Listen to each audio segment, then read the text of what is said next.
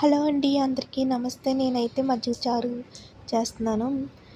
ఈరో ఇది తెలంగాణలో చాలా స్పెషల్. ఇది అయితేని చాలా చాలా టేస్టీగా ఉంటుంది ఇలా చేసుకుంటేని.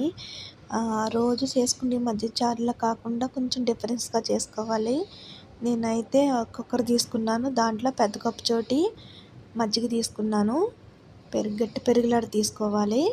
దాంట్లోకి నేను వేసేసుకుంటున్నాను. అది బాగా గిలకెట్టుకోవాలి. పెరుగు ఉండలు లేకుండాను కొంచెం ఉండలు అది కొంచెం గిలకెట్టుకుంటే పెరుగు మజ్జిగ చారు చేసుకుంటాకే బాగుంటుంది. చాలా ఓపికగా చేయాలి ఈ మజ్జిగ పులుసు అయితేని. చాలా చాలా బాగుంటుంది ఇలా చేసుకుంటేని. నేనైతే ఇందులోకి శనగపిండి ఒక స్పూను శనగపిండి తీసుకున్నాను. కొద్దిగా వాటర్ వేసుకుని బాగా మిక్స్ చేసుకుని ఉండలు లేకుండా బాగా కలుపుకోవాలి. ఇది మనం దీంట్లో అయితే స్పూను పసుపు కూడా వేసుకుంటున్నాను నేను. పసుపు వేసుకున్న వల్ల ఈ మజ్జిగ చారు ఇంకా బాగుంటుంది, కలర్ఫుల్గా ఉంటుంది, చాలా మంచిగా కనపడుతుంది కూడా తింటాక కూడా మనకి. దీంట్లో అల్లం పేస్ట్ కూడా వేసుకోవాలి. ఒకసారి స్పూన్ వేసుకోవాలి అల్లం పేస్ట్ కూడా. అది కూడా బాగా మిక్స్ చేసేసుకోవాలి. అన్నీ బాగా మిక్స్ అయిపోవాలి. ఇందులోకి బాగా మిక్స్ చేసేసుకోవాలి. దాని తర్వాత నేనైతే ముందుగా అయితే ఉడకబెట్టేసుకున్నాను క్యారెట్, బీన్స్, సొరకాయ. దీంట్లో దొండకాయ కూడా వేసుకోవచ్చు. బెండకాయ అంటే బెండకాయ వేసుకోవచ్చు, వంకాయలు వేసుకోవచ్చు.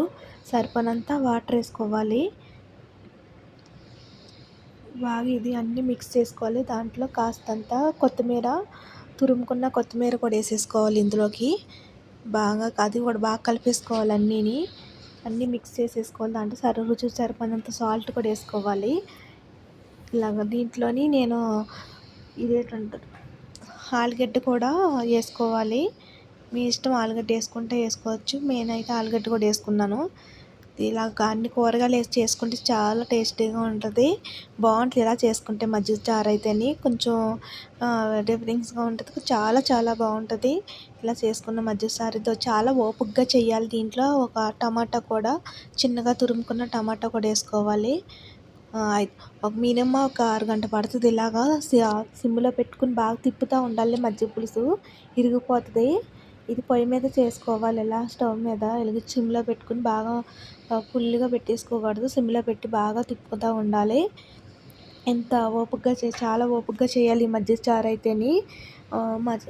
అలా పొయ్యి మీద పెట్టేసుకుని అలా వదిలేసామంటే ఉండలు కట్టేసేసి శుభ్రంగా ఇరిగిపోయి అసలు మజ్జిగ చారు అసలు మంచిగా ఉండదు. అన్నీ సమానంగా అన్నీ బాగా దగ్గర పడే వరకు బాగా ఉడకబెట్టుకోవాలి. ఇందులోని పునుకులు కూడా కొంతమంది ఏంటంటే పునుకులు కూడా వేసుకుంటారండి. ఇలాగా అదొక మజ్జిగ చారు చేసుకుంటారు. నేను పోపు వేసేసుకున్న మజ్జిగ చారు అయితే అయిపోయింది. దీంట్లో పోపుకి నేను ముందుగా వేసి స్టవ్ వెలిగించుకొని కళాయి పెట్టుకొని దీంట్లో ఒక స్పూన్ జీర వేసుకోవాలి, ఒక స్పూను ఆవాలు కూడా వేసుకోవాలి. ఇందులోని పోపు అయితే బాగా వేగాలి.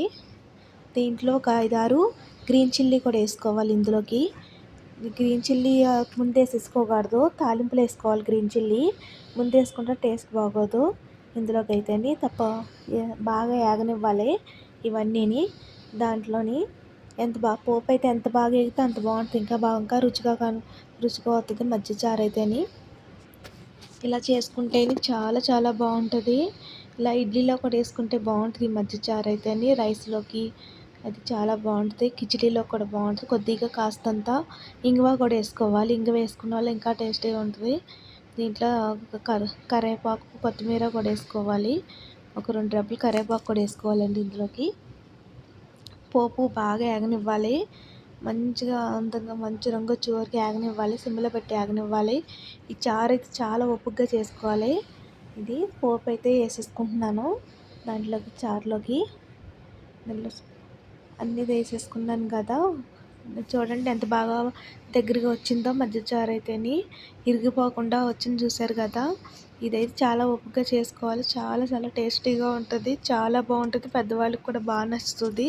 మా పెద్దనాన్నగారికి అయితే ఈ మజ్జిగ చారు చాలా ఇష్టం అండి. ఇలాగ చేసి పెడితేని ఆయనకి రైస్లోకి అయితే సూపర్ ఉంటుంది. పాపడాలు వేయించుకుని తిన్నామంటే కదిరిపోతుంది అసలు అని వేరే లెవెల్లో ఉంటుంది, అంత బాగుంటుంది. ఇలా చేసి పెడితే పిల్లలకు కూడా చాలా ఇష్టంగా తింటారు.